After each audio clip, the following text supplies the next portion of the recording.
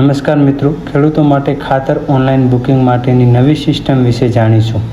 કઈ એપ્લિકેશન છે, કેવી રીતે કરવું. આપ નવા હો તો ચેનલને સબસ્ક્રાઈબ, લાઇક અને શેર કરજો. ખેડૂતો માટે હવે લાઇનમાં ઊભું રહેવું નહીં પડે. તેમણે એપ્લિકેશન દ્વારા ઓનલાઈન બુકિંગ કરી સબસિડીવાળું ખાતર મેળવી શકાશે. તો તમામ વિગતો જાણીએ. એપ્લિકેશનથી ખાતરનો જથ્થો બુક કર્યાના 2 દિવસમાં ખેડૂતને મેળવી લેવાનો રહેશે. આ નવી પદ્ધતિ ખેડૂતો ડીલર પાસે કેટલો સ્ટોક છે તેની માહિતી પણ જાણી શકશે અને નકલી ખરીદદારો સામે પણ રક્ષણ મળશે. તમારે પ્લે સ્ટોરમાં જઈ અને ફ્રેમવર્ક ફોર ફર્ટિલાઇઝર સેલ નામની જે એપ્લિકેશન છે એ તમારે ઇન્સ્ટોલ કરવાની રહેશે. ત્યારબાદ આપ જોઈ શકો છો આ રીતે આવશે. એની અંદર નીચે કન્ટિન્યુ ઉપર ક્લિક કરવાનું રહેશે. ત્યારબાદ ખેડૂતે ગેટ સ્ટાર્ટેડ ઉપર ક્લિક કરવાનું રહેશે. ત્યારબાદ જે ખેડૂતો ફાર્મર આઈડી બનાવેલું છે તો ફાર્મર આઈડી ધરાવતા ખેડૂતો હોય તેમને ફાર્મર આઈડી નંબર નાખવાનો રહેશે. અહીં ક્લિક કરી અને આધાર નંબર દાખલ કરી જમીનની માહિતી સિલેક્ટ કરવાની રહેશે. એટલે વિસ્તારની વિગતો આપમેળે આવી જશે.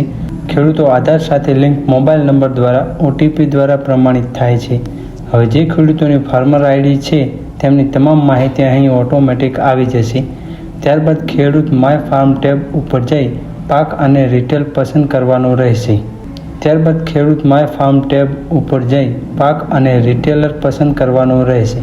હવે જે ખેડૂતો પાસે ફાર્મર આઈડી ના હોય તો તેમણે રાજ્ય પસંદ કરવું, તેમનો મોબાઈલ નંબર, આધાર નંબર નાખવો અને eKYC માટે આધાર સાથે લિંક મોબાઈલ નંબર પર આવેલ OTP દાખલ કરવાનું રહેશે.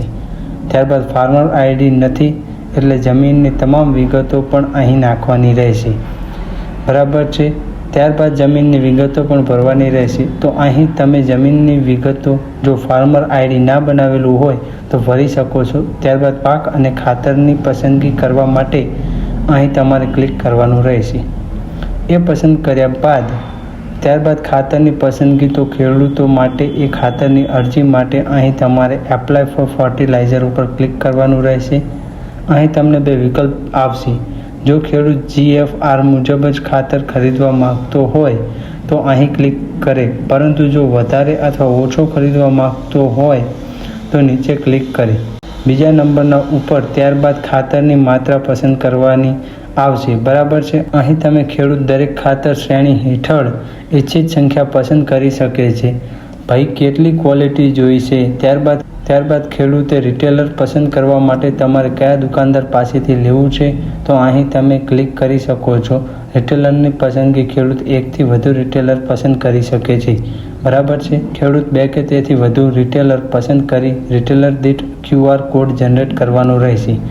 દરેક રિટેલર માટે 1નો ઉપયોગ કરવાનો રહેશે. ખેડૂતે રિટેલર પાસેથી ખાતર લેવા જનાર વ્યક્તિનું નામ પસંદ કરવું પડશે. બરાબર છે. અહીં તમામ વિગતો એ નાખવાની રહેશે. જો ખેડૂતની જગ્યાએ કોઈ પ્રતિનિધિ ખાતર લેવા માટે નિયુક્ત કરવાનું હોય તો અહીં વિકલ્પ પસંદ કરવાનો રહેશે અને છેલ્લે અરજી સબમિટ કરવાની રહેશે. સફળતાપૂર્વક ખાતર બુકિંગ થઈ ગયેલ હોય તો અહીં તમને બતાવશે અને QR કોડ અને ટોકન નંબર પણ મળશે. ત્યારબાદ બુકિંગ તમારે રદ કરવાનું હોય તો કેન્સલ ઉપર તમે ક્લિક કરી શકો છો. QR કોડને ગેલેરીમાં તમે સેવ પણ કરી શકો છો અને ત્યાં જઈ અને તમે બતાવી શકો છો. તો આ રીતે તમે બુકિંગ કરી શકો છો. કોઈ પણ પ્રકારનો પ્રશ્ન હોય તો કોમેન્ટ બોક્સમાં જણાવતા રહેજો. Thank you. આભાર.